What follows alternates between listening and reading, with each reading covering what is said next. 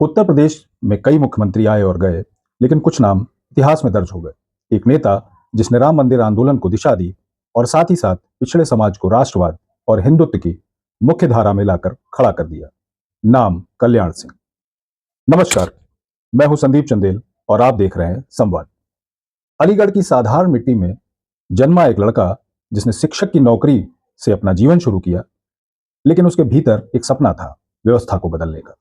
धीरे धीरे वह जनसंघ और फिर भारतीय जनता पार्टी के साथ जुड़कर उत्तर प्रदेश की राजनीति में उभरने लगा। 1967 में पहली बार जनसंघ के टिकट पर अलीगढ़ की अतरौली विधानसभा से विधायक चुने गए। हिंदुत्व और पिछड़ों की राजनीति अलग अलग रास्ते पर चलती थी, लेकिन कल्याण सिंह ने इन दोनों को जोड़ दिया। वो लोक समुदाय से आते थे और धीरे धीरे पूरे पिछड़े समाज में बड़े नेता बन गए। यही वजह थी कि राम मंदिर आंदोलन को सामाजिक ताकत भी मिली और राजनीतिक आधार भी। 90 का दशक देश में राजनीतिक अस्थिरता और राम मंदिर आंदोलन अपने चरम पर था। 1991 में भाजपा ने उत्तर प्रदेश में ऐतिहासिक जीत दर्ज की और मुख्यमंत्री बने कल्याण सिंह। उन्होंने एक संकल्प लिया, अयोध्या में राम मंदिर का रास्ता साफ होगा। और फिर आया इतिहास का वो सबसे विवादित और निर्णायक दिन, 6 दिसंबर 1992। उस दिन लाखों कारसेवक अयोध्या में थे। मुख्यमंत्री के सामने दो रास्ते थे, सत्ता बचाएं या हिंदुओं से किया गया वादा निभाएं। कल्याण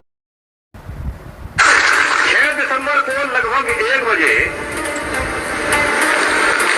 जब केंद्र सरकार के गृह मंत्री श्री एस चौहान साहब का मेरे पास फोन गया, लेकिन चौहान साहब इस बात को रिकॉर्ड कर लेना कि मैं गोली नहीं चलाऊंगा, गोली नहीं चलाऊंगा, गोली नहीं चलाऊंगा।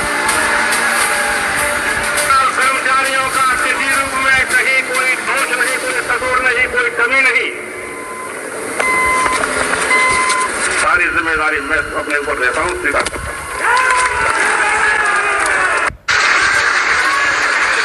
सिंह ने आदेश दिया, कार सेवकों पर गोली नहीं चलेगी। ढांचा गिरा, सरकार चली गई, लेकिन कल्याण सिंह हिंदुत्व के सबसे प्रबल चेहरा बनकर उभरे। कल्याण सिंह केवल नेता नहीं थे, वे एक बेहद सख्त प्रशासक भी थे। उनके शासन में अपराधियों में डर था और प्रशासन में अनुशासन। उन्होंने शिक्षा व्यवस्था सुधारने के लिए नकल विरोधी कानून लागू किया। इस फैसले ने पूरे प्रदेश में फैले नकल माफिया की कमर तोड़ दी। दौर वो भी आया जब अटल जी से मतभेद हुए और उन्होंने अपनी अलग राह चुनी। हालांकि इससे उनको और भाजपा दोनों को राजनीतिक नुकसान उठाना पड़ा। एक बार फिर पुनः 2014 में भाजपा में वापसी हुई और फिर राज्यपाल नियुक्त किए गए। 21 अगस्त 2021 को वो इस दुनिया से विदा हो गए। संघ और भारतीय जनता पार्टी के संस्कार मेरे रक्त की बूंद बूंद में समाये हुए हैं और इसलिए मेरी इच्छा है कि जीवन भर भाजपा में रहूं और जीवन का जब अंत होने को हो तो मेरा शव भी भारतीय जनता पार्टी के झंडे में लटक जाए।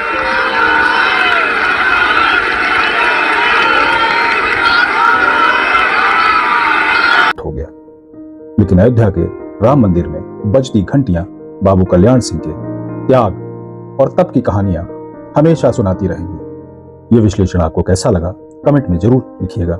वीडियो को लाइक कीजिए, शेयर कीजिए और अपना स्नेह संवाद को अवश्य दीजिए। धन्यवाद।